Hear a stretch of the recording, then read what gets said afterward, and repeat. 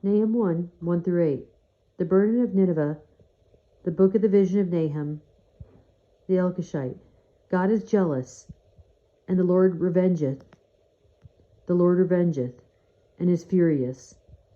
The Lord will take vengeance on his adversaries, and he reserveth wrath for his enemies. The Lord is slow to anger, and great in power, and will not at all acquit the wicked. The Lord hath his way in the whirlwind and in the storm, and the clouds are the dust of his feet. He rebuketh the sea, and maketh it dry, and drieth up all the rivers. Bashan languisheth, and Carmel, and the flower of Lebanon languish. The mountains quake at him, and the hills melt, and the earth is burned at his presence, yea, the world and all that dwell therein. Who can stand before his indignation, and who can abide in the fierceness of his anger? His fury is poured out like fire, and the rocks are thrown down by him.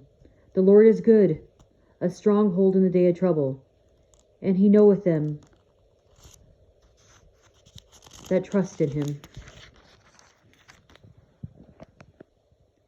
But with an overcoming flood, he will make an utter end of the place thereof, and darkness shall pursue his enemies. Nineveh was the Assyrian capital situated on the Tigris River. It fell to Babylon in 612 BC. Jealous. Nahum is not ascribing human imperfection to God. Rather, the thought is that God is the one who embodies a burning zeal for righteousness and justice, quickly arises to the defense of his own, and executes judgment on those who are not his own, or who hurt those who are. Bashan, Carmel, and Lebanon were all fertile hilly areas.